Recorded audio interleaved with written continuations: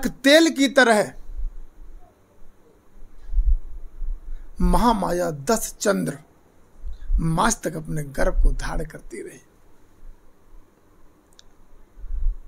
आज 10 मास हो गए।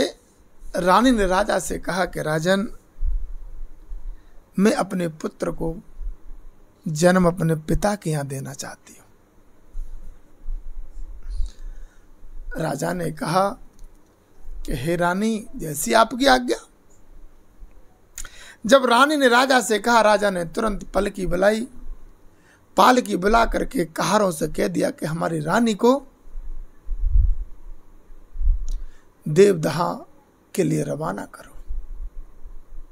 आज राजा ने अपनी रानी के साथ दासियां छोड़ दी, कहार छोड़ दिए और कुछ मंत्रियों को साथ भेज करके, सैनिक भी साथ जा करके आज रानी को पालकी में सजा करके लेके जाने लगे। धीरे धीरे पालकी को लेके जा रहे हैं। एक उद्यान वन मिलता है। उस उद्यान वन का नाम था लुम्बिनी वन। आज लुम्बिनी वन में देखा कि बड़े सुंदर सुंदर पुष्प खिले हैं। पशु पक्षी अपनी अपनी आवाजें लगा रहे हैं, किलहर कर रहे हैं। उनको देख करके रानी का मन मनमोहद हो गया, मन विनोद हो गया। उसी समय महामाया ने कहारों से कहा कि हे कहारो, पालकी को रोक दो। धम प्रेमियों, पालकी को रोक दिया गया। रानी पालकी से बाहर आ गई और उसने जो ठंडी ठंडी हवा चल रही है, खगवंद्र सुरीले गीत गा रहे हैं, पशु पक्षी को देख कर रानी बड़ी मोहित हो जाती है और वहीं पर पालकी को रुकवा करके पालकी से नीचे आ जाती है। जब पालकी से नीचे आ जाती है, रानी देखती है इधर उधर उद्धम वन को। उद्धम वन बड़ा सुंदर खिलखिला रहा है।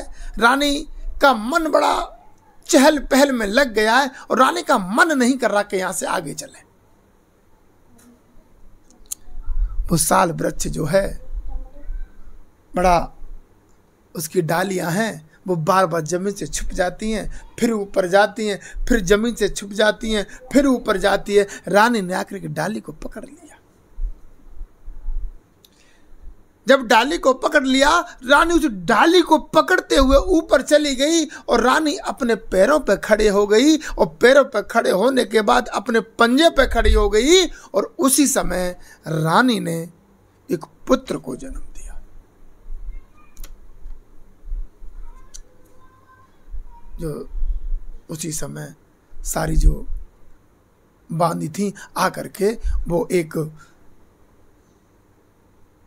कपड़े का घेरा बना लेती है और रानी को उस घेरा में ले लेती है। भगवान बुद्ध का जो जन्म हुआ था वैशाख पूर्णिमा को हुआ था।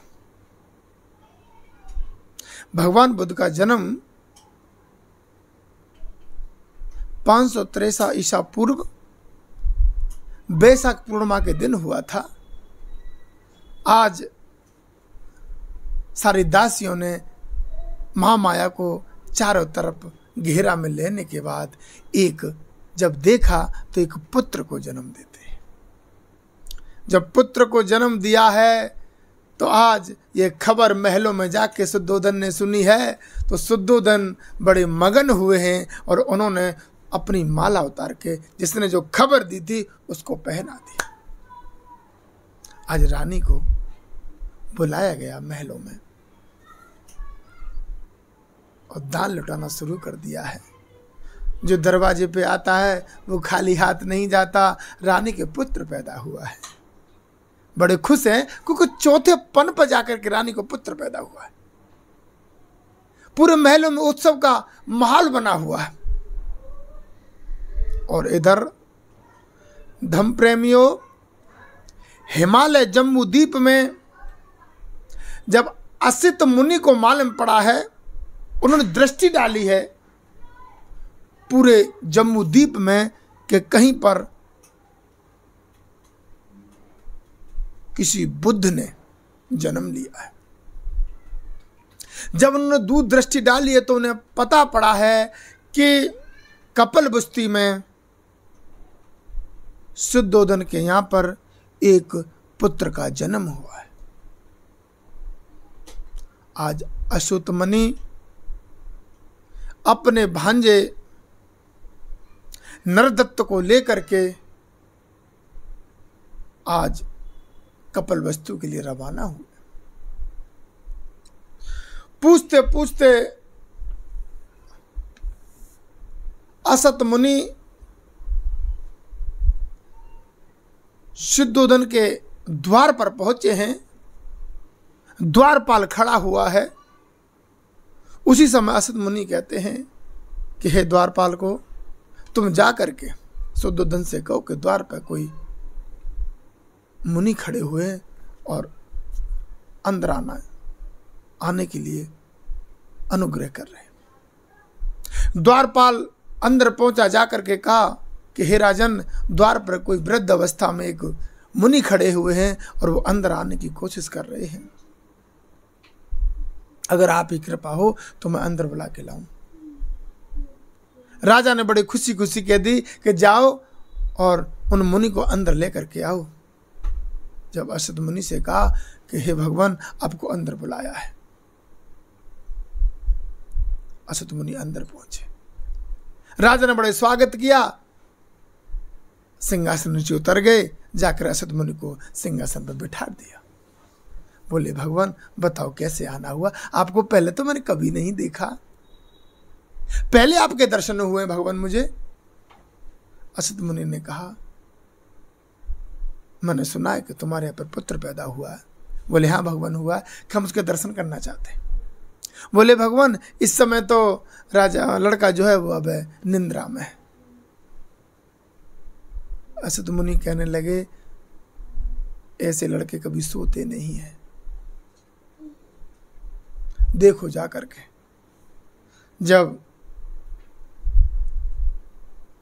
बच्चे को संकेत हुआ कि वो जग गया है और जाकर अच्युत मुनि से कहा कि बोले भगवान, बच्चा जग गया है। बोले कि जाओ हमें दर्शन कराओ। तो शुद्धोधन गए और जाकर गोदी में बच्चा को लेकर के आए और अच्युत मुनि को दे दिया। जब अच्युत मुनि ने उस पर दृष्टि डाली है, दृष्टि जब डाली है तो ऐसा प्रतीत होता है कि दिव्य शक्ति प्राप्त हुई है। अच्युत मुनि ने पूरा नीचे से ऊपर तक उस बच्चा को देखा और बच्चे की व्याख्या करने लगे कि राजन, पहले भी भविष्यवाणी हो चुकी है कि अगर राजा बनेगा तो चक्रवर्ती राजा सम्राट बनेगा, मगर राजा नहीं बनेगा तो ऐसा बुद्ध बनेगा जो दुनिया को उपदेश देगा और इसके समक्ष कोई गुरु नहीं होगा। और बहुत सी बातें अच्युत मुनि ने बताई जो किसी को नहीं पता था। थोड़ी देर में अच्युत मुनि हंसने लगे और हंसने के बाद तुरंत रोने लगे। तो राजा बोला कि राजन, अभी तो राजा बोला कि हे भगवान, अभी तो तुम आप हंस रहे थे, मगर रोना शुरू कैसे कर दिया आपने? तो बोले राजन, जब इस पुत्र को बुद्ध की प्राप्ति होगी तो इस धरती पर मैं नहीं हूंगा। मुझे यही चिंता लगी रही, जब इसे बुद्धत्व की प्राप्ति होगी तो मैं इस बच्चे के सामने नहीं हूंगा और मैं चला जाऊंगा। मेरा भी मन करता है कि इस बच्चे से ज्ञान की प्राप्ति मैं भी करूं। और वो रोने लगे अच्युत मुनि। अच्युत मुनि रोते रोते कहने लगे, जो उनका भांजा था नरदत्त, उससे कहा कि तुझे इस बच्चे का जब ये ज्ञान की प्राप्ति करेगा तो तुझे अवश्य दर्शन होंगे और तू आकर के इनका दर्शन जरूर करना। अच्युत मुनि ने ये बात अपने भांजे नरदत्त से कहा और इतनी बात कह करके शुद्धोधन से आज्ञा ले करके असत मुनि अपने धम्म के लिए चले जाते हैं। और यहाँ से आगे की कहानी दूसरे पार्ट में आएगी। अगर वाणी अच्छी लगे और वीडियो अच्छी लगे तो लाइक करें, सब्सक्राइब करें, कमेंट करें। ऐसी कहानी के लिए आपके समक्ष मैं विनोद कुमार बौद्ध ऐसी वीडियो लाता रहूँगा। पर आप कमेंट करें, लाइक करें, सब्सक्राइब करें। जय भीम, नमो बुद्धाय।